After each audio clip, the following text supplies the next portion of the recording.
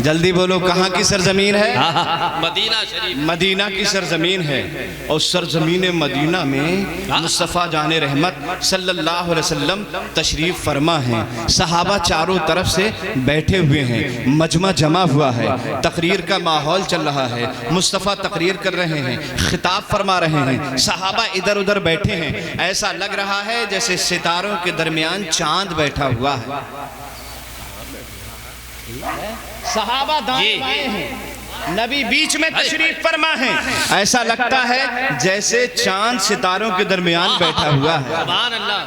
اور ایک صحابی تو یوں کہتے ہیں کہ 14ویں رات کا چاند آسمان پہ پوری آب و تاب کے ساتھ چمک رہا تھا، اور میں مسجد نبوی میں آیا تو آمینہ کا چاند اپنے آنگن میں بیٹھا ہوا ہے۔ آسمان کا چاند پورے آب و تاب کے ساتھ آسمان پہ چمک رہا تھا، اور آمینہ کا چاند اپنے آنگن میں بیٹھا ہوا تھا۔ میں ایک نظر آمینہ کے چاند کو دیکھ رہا تھا، ایک نظر آسمان کے چاند کو دیکھ رہا تھا، ایک نظر آمینہ کے چاند کو دیکھ رہا تھا، ایک نظر آسمان کے چاند کو دیکھ رہا تھا، اور یہ فیصلہ نہیں کر پا رہا تھا کہ آسمان کا چاند زیادہ خوبصورت ہے یا آمینہ کا چاند زیادہ خوبصورت ہے۔ آمنہ کے چاند لال تیری چاندنی اچھی نہیں۔ تو نبی دو جہاں تشریف فرما ہیں اور تقریر چل رہی ہے۔ آپ نے بڑی بڑی تقریریں سنے ہوں گی، بڑے بڑے لیڈران قوم کو سماعت کیا ہوگا، اچھے اچھے مقررین کی تقریر کو سنا ہوگا، اچھے اچھے خطبہ کے خطابات کو آپ نے ملاحظہ کیا ہوگا، بڑے بڑے نیتاؤں کے بھاشڑوں کو آپ نے سنا ہوگا، اچھے اچھے مقرروں کی تقریروں کو آپ نے سنا ہوگا، لیکن قربان جائیے اس تقریر پر جس کا سننے والا بلال تھا اور سنانے والا آمینہ کا لال تھا۔ کیا بات ہے، زندہ باد زندہ باد۔ قربان جائیے رئیس میاں، اس تقریر پر جس تقریر کا سننے والا بلال تھا اور سنانے والا آمینہ کا لال تھا، ایک نوجوان دوران تقریر آ گیا۔ نبی دو جہاں صلی اللہ علیہ وسلم تقریر فرما رہے ہیں، مجمع میں کھڑے ہو کے کہنے لگا یا رسول اللہ میرا ایک مسئلہ حل کر دیجئے۔ غور سے سننے کی بات ہے، نوجوان اٹھ کر کھڑا ہوا، کہنے لگا یا رسول اللہ میرا ایک مسئلہ حل کر دیجئے، بات بہت زیادہ سنگین ہے، گنجلک ہے، میری سمجھ سے پرے ہے، میں پریشان ہوں، الجھا ہوا ہوں، یا رسول اللہ اسے حل فرما دیجئے۔ نبی دو جہاں صلی اللہ علیہ وسلم مختار شریعت ہیں جی، اور ہم محتاج شریعت ہیں۔ بے شک۔ آج مختار شریعت کی بارگاہ میں نوجوان آ کر کہنے لگا یا رسول اللہ میرا ایک مسئلہ حل کر دیجئے، میں بہت زیادہ پریشان ہوں۔ نبی دو جہاں فرماتے ہیں بتاؤ کیا بات ہے؟ وہ کہنے لگا یا رسول اللہ میرا ایک کام پھنس گیا تھا، میں نے اس کام کو پورا ہونے کے لیے اپنے رب سے نظر مان لی۔ نظر جانتے ہو کسے کہتے ہیں؟ جب کوئی کام الجھ جاتا ہے، جب کوئی مشکل پھنس جاتی ہے، جب کوئی معاملہ ٹیڑھا ہو جاتا ہے اور دنیا والے اس کام کو پورا نہ کر سکیں، تو پھر اپنے رب کی بارگاہ میں آدمی توجہ کرتا ہے اور رب کی بارگاہ میں متوجہ ہو کر عرض کرتا ہے یا اللہ میرا فلاں کام ہو جائے تو میں فلاں کام کروں گا۔ جی جی جی، اسے کہتے ہیں نظر۔ کیا کہتے ہیں؟ نظر۔ جیسے میرا کاروبار نہیں چل رہا ہے تو آدمی بابوضو ہو جائے، اب وضو کر کے پاک صاف بابوضو مصلی پہ کھڑے ہو کر 2 رکعت نماز ادا کرے، خلوص نیت کے ساتھ نماز 2 پڑھنے کے بعد رب کی بارگاہ میں عرض کرے یا اللہ بہت دن ہو گئے کاروبار اچھا نہیں چلتا، میں تیری بارگاہ میں یہ نظر مانتا ہوں اگر میرا کاروبار اچھا چل گیا اور میرا کام اچھا چل جائے تو میں تیری رضا کے لیے 2 روزے رکھوں گا، یا 1 روزہ رکھوں گا، یا 4 روزہ رکھوں گا، یا 5 روزہ رکھوں گا، جتنی ہمت ہو اتنا روزہ وغیرہ۔ یا اللہ اگر میرا فنا کام ہو جائے تو میں اتنی رکعت نماز تیری بارگاہ میں ادا کروں گا۔ یہ کہتے ہیں اس کو نظر۔ کیا کہتے ہیں؟ جلدی بولو کیا کہتے ہیں؟ نظر۔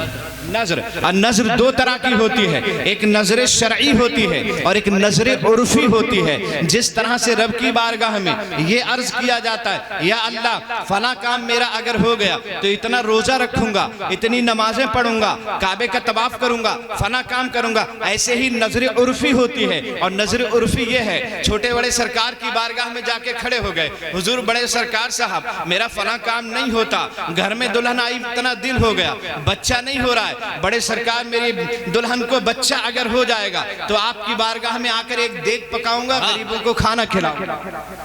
جی، یہ نظر عرفی۔ کیا ہے یہ؟ نظر عرفی۔ امام جعفر صادق میرا فلاں کام نہیں ہوتا، اگر میرا فلاں کام ہو گیا تو میں کنڈے کی نیاز دلاؤں گا۔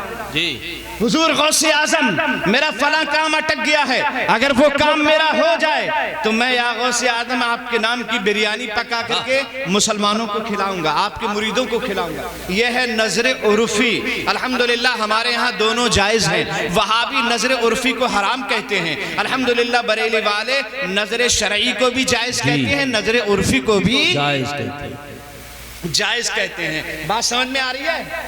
بولو۔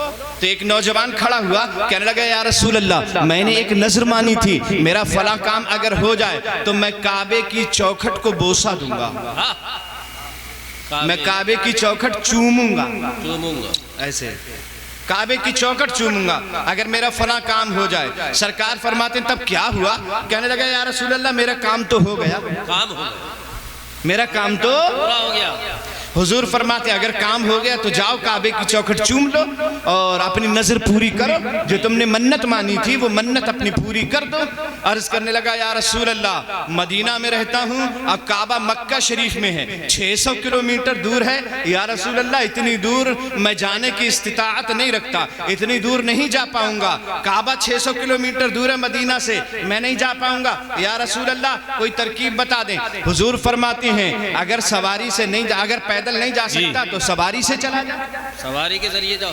کہا یا رسول اللہ غریب ہوں، قلاچ ہوں، میرے پاس دولت نہیں، پیسہ نہیں ہے، میں سواری کی استطاعت نہیں رکھتا ہوں، سواری کے لائق میرے پاس پیسہ نہیں ہے، میں سواری سے بھی نہیں جا سکتا ہوں۔ اب آپ دیکھیں مختار شریعت کیسے ہوتا ہے، اس نے کیا نظر مانی تھی؟ کعبے کی چوکھٹ چوموں گا اگر فلاں کام ہو جائے، اور وہ کام ہو گیا۔ نبی فرماتے ہیں چوم لے کعبے کی چوکھٹ۔ کہا یا رسول اللہ جا نہیں سکتا، نہیں جا سکتا تو سواری سے چلا جا۔ یا رسول اللہ سواری کا پیسہ نہیں ہے، کرایہ کا پیسہ نہیں ہے، نہیں جا سکتا۔ آقا فرماتے ہیں اگر پیدل بھی نہیں جا سکتا، سواری سے بھی نہیں جا سکتا تو جا اپنے گھر چلا جا، اپنی ماں کے قدموں کو چوم لینا، کعبہ چومنے کی منت پوری ہو جائے گی۔ کیا بات ہے، یہ نبی کا فرمان ہے، نبی کا، کسی ایسے ویسے کی بات نہیں ہے۔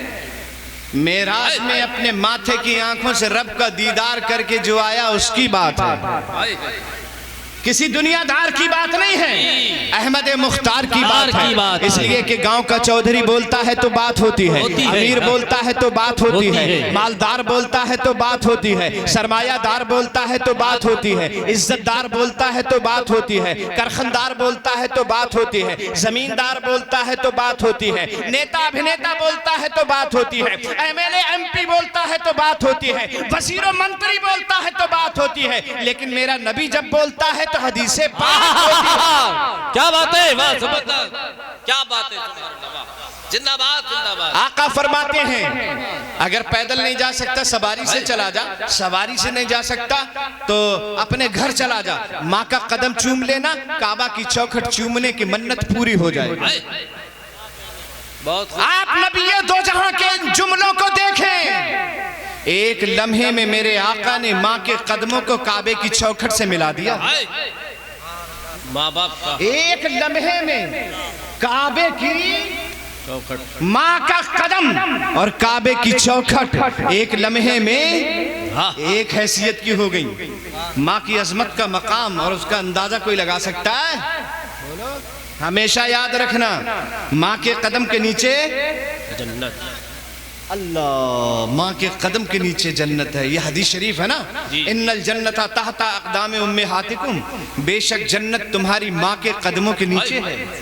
لوگوں نے عرض کی یا رسول اللہ جنت تو ماں کے قدم کے نیچے ہے، لوگ ماں کی بڑی عزت کرتے ہیں، بڑی عظمت کرتے ہیں، جو جنت کے طلبگار ہیں اپنی ماں کی عزت کرتے ہیں، اور جنہیں جنت نہیں چاہیے ماں کو گالیاں بکتے ہیں، جنہیں جنت نہیں چاہیے ماں کو برا کہتے ہیں، جنہیں جنت نہیں چاہیے ماں کو تکلیفیں پہنچاتے ہیں۔ یا رسول اللہ آپ نے جس دن سے کہا ہے جنت ماں کے قدم کے نیچے ہے، ماں کی عظمت بڑھ گئی، ماں کی عزت بڑھ گئی، لیکن باپ کی عزت میں فرق نہیں آیا، باپ کی عزت اور عظمت نہ بڑھ سکی، لوگوں لوگوں کی نظر میں باپ کی عظمت نہ بڑھ پائی. یا رسول اللہ باپ کا کیا حال ہے, باپ کا کیا حکم ہے؟ مصطفیٰ فرماتے ہیں ان الجنت تحت اقدام امہاتکم.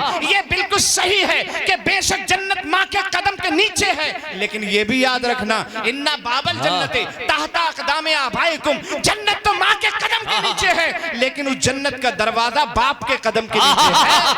کیا بات ہے, زندہ باد زندہ باد زندہ باد زندہ باد زندہ باد, واہ واہ واہ, باپ کے قدم ہے, زندہ باد زندہ باد نیچے ہے. اب جو زندہ باد میں جانا چاہتا ہے ماں کے قدم کو چوم لے, جو جنت میں جانا چاہتا ہے باپ کے قدم کو چوم لے. باپ راضی نہیں رہا تو جنت نہیں ملے گی, ماں راضی نہیں ہوئی تو جنت بھی جی نہیں ملے گی, نہیں ملے گی. لہٰذا دونوں کو راضی رکھنا ضروری, جلدی بولو ضروری ہے. اللہ اللہ اکبر. بہت اچھی, بہت لاجواب بات. ہاں, زندہ باد. باپ بھی عزت کا حقدار ہے برابر کا, ماں بھی برابر کی حقدار ہے. اور یوں کہیے کہ حقوق تو ماں کے زیادہ ہیں, لیکن فضیلت میں باپ ہی بڑا ہے. فضیلت میں باپ بڑا ہے. حقوق ماں کے زیادہ ہیں اولاد کے اوپر, لیکن فضیلت میں باپ بڑا ہے ماں سے. بات سمجھ میں آگئی بھائیو؟ ہاں, تو ماں کی عزت بھی ضروری ہے اور باپ کی عزت بھی ضروری ہے. نبی نے فرمایا جنت ماں کے قدم کے نیچے ہے, یہ نہیں فرمایا ماں اگر قاریہ ہو تو جنت ماں کے قدم کے نیچے ہے, ماں اگر عالمہ ہو تو جنت ماں کے قدم کے نیچے ہے, ماں اگر مفتیہ ہو تو جنت ماں کے قدم کے نیچے ہے. یہ نہیں کہا ماں نمازی ہو تو پھر جنت ماں کے قدم کے نیچے ہے, ماں تہجد گزار ہو تب جنت ماں کے قدم کے نیچے ہے. یہ نہیں میرے آقا نے فرمایا ماں تلاوت قرآن کرتی ہو تب جنت ماں کے قدم کے نیچے ہے. یہ نہیں کہا تہجد پڑھتی ہو تب جنت ماں کے قدم کے نیچے ہے. یہ آقا نے نہیں فرمایا, بلکہ اس کا مطلب یہ ہوتا ہے ماں کتنی ہی گناہگار ہو, ماں کتنی ہی سیاکار ہو, ماں کتنی ہی بے نمازی ہو, لیکن ہر اولاد کے لیے جنت اسی کے قدموں کے نیچے ہے. کیا بات ہے, بہت اچھے, واہ واہ واہ. یہ بات بھی صاف ہو گئی. کچھ لوگ کہتے ہیں کہ ماں ماں ہونا چاہیے, یہ صاف ہو گئی, لیکن مرتبہ مرتبہ ہے. سبحان اللہ. ماں کتنی ہی گناہگار کیوں نہ ہو, بے نمازی کیوں نہ ہو, لیکن جنت اولاد کے لیے ماں کے قدم کے نیچے ہی ہے. کیا بات ہے, نہیں ہے؟ بات سمجھ میں آ رہی ہے بھائیو؟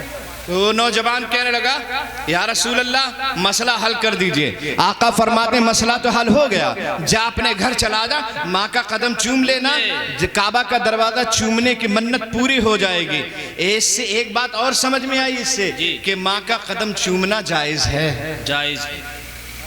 بات سمجھ رہے ہیں؟ فرمایا چومنے کے دو طریقے ہیں. ایک تو یہ ہے کہ اپنی ہتھیلیاں یا اپنی انگلیاں ماں کے قدموں پہ ایسے لگائے اور ایسے چوم لے اور آنکھوں سے لگا لے, ایک طریقہ یہ ہے. اور ایک یہ ہے ڈائریکٹ اپنا ہونٹ ماں کے قدم کو چوم لے. ماں کے اوپری قدم کو بھی چوم سکتا ہے, یہ بھی جائز ہے. اور ماں کے قدم کے نیچے کا حصہ جسے تلوا کہتے ہیں اسے بھی چومنا جائز ہے. ماں اگر کھڑی ہوئی ہے یا پیر اس کا زمین پہ رکھا ہے تو اوپر کا حصہ چومنا جائز ہے, اور اگر لیٹی ہوئی ہے تو اس کا تلوا چومنا بھی جائز ہے. اور جیسے ماں کا قدم چومنا جائز ہے ویسے باپ کا قدم چومنا بھی جائز ہے. اور ایک پیر ہے دنیا میں جس کا قدم چومنا جائز ہے, بس ان تین کے علاوہ کسی کا قدم چومنا اسلام میں جائز نہیں. ان تین کے علاوہ کسی کا قدم نہیں چوما جائے گا. چومتے وہ کوئی اور ہیں, ہے نہیں ہے؟ جن کے ہاں چوما جاتا ہوگا وہ چومیں. ہمارے ہاں تین کے علاوہ کسی کو نہیں چوما جا سکتا, کیونکہ کنکر والے اور نہ پتھر والے, کنکر والے اور نہ پتھر والے ہیں, ہیرے موتی اور نگینے والے ہیں. ہم کیا جانے لندن اور امریکہ کو, ہٹ بازو ہم لوگ مدینے والے ہیں. بہت اچھے واحد بھائی. بہرحال آقا فرماتے ہیں کہ جا اپنے گھر چلا جا, ماں کا قدم چوم لے, کعبے کی چوکھٹ چومنے کی منت اور نظر پوری ہو جائے گی. اس کی آنکھیں چھلک پڑی, رونے لگا, آنکھ میں آنسو آ گیا. اب آپ دیکھیں مطاہر صاحب, جی عطا, اس کی آنکھ میں جی آنسو آ گئے، آنکھیں چھلک پڑی نوجوان کی۔ آقا فرماتے ہیں سلوشن مل چکا ہے، تیرے مسئلے کا حل ہو گیا ہے، مدعا تجھے مل چکا ہے، جا اپنے گھر چلا جا، ماں کا قدم چوم لے، کعبہ کا دروازہ چومنے کی منت پوری ہو جائے گی۔ وہ رونے لگا اور رو کر آقا فرماتے رو کیوں رہا ہے؟ عرض کرنے لگا یا رسول اللہ میری ماں کا انتقال ہو گیا۔ انتقال اللہ، میری ماں کا انتقال ہو گیا، میری ماں مر گئی۔ بڑے خوش نصیب ہیں وہ لوگ جن کی مائیں ابھی زندہ ہیں، وہ اپنی ماؤں کی عزت کر کے جنت کو راضی کر لیں۔ جی تڑپتے رہ جائیں گے اس روز آپ جب آپ کی ماں دنیا سے چلی جائے گی، اور جانا تو سبھی کو ہے۔ پھر افسوس ہوگا کہ ہائے ہم نے اپنی ماں کو ناراض کر کے دنیا سے بھیجا ہے، اب ہمارا کیا بنے گا؟ ہم نبی کو کیا منہ دکھائیں گے؟ ہم نے اپنے باپ کو ناراض کیا ہے، باپ تب دنیا سے چلے گئے، اب ہمارا کیا قیامت میں بنے گا؟ آقا کے سامنے رونے لگا نوجوان، کہنے لگا یا رسول اللہ میری ماں انتقال کر گئی ہے۔ آقا دو جہاں فرماتے ہیں اچھا اگر تیری ماں انتقال کر گئی تب بھی کوئی بات نہیں، ہم تو مختار شریعت ہیں، ہمارے یہاں تو ہر مسئلے کا جواب ہے۔ ماں اگر انتقال کر گئی تو کوئی بات نہیں، جا قبرستان چلا جا، ماں کی قبر پہ جانا، قدموں کی طرف سے چوم لینا، کعبہ چومنے کی منت پوری ہو جائے۔ کیا بات ہے، واہ زندہ باد۔ ارے جب گناہگار ماں کے قدم کو چومنا جائز ہے تو خواجہ غریب نواز کی قبر کو چومنا جائز کیوں؟ ان کی چوکھٹ کو چومنا جائز کیوں نہیں ہے؟ بڑے سرکار کی چوکھٹ کو چومنا حرام کیسے ہو سکتا؟ ارے جب گناہگار ماں کی قبر چومنا جائز ہے جی تو اعلیٰ حضرت کے مزار کی چوکھٹ چومنا حرام کیسے ہو جائے گا؟ جی بولو ہے نہیں ہے؟ سرکار فرماتے ہیں جا قبرستان چلا جا، ماں کی قبر پہ چلا جانا، قدم کی طرف سے بوسہ دے دینا، کعبہ چومنے کی منت پوری ہو جائے گی۔ اور زور سے رو پڑا۔ آقا فرماتے ہیں مسئلے کا حل ہو گیا، روتا کیوں ہے؟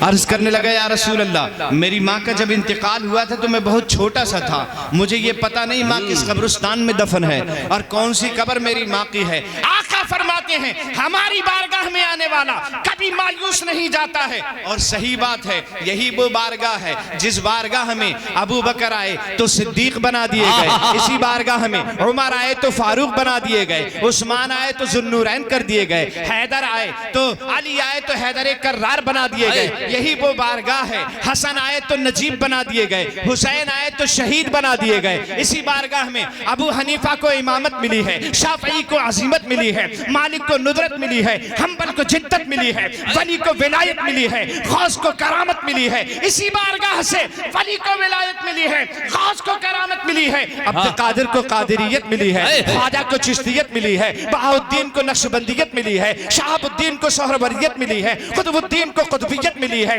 نظام الدین کو نظامت ملی ہے، فرید الدین کو فردیت ملی ہے، برکت اللہ کو برکت ملی ہے، رضا کو رضبیت ملی ہے، مفتی اعظم کو فتوہ ملا ہے، بریلی والوں کو تقوی ملا۔ نعرہ تکبیر، نعرہ رسالت، نعرہ غوثیہ، سنت مصطفیٰ کانفرنس، خواجہ کا ہندوستان۔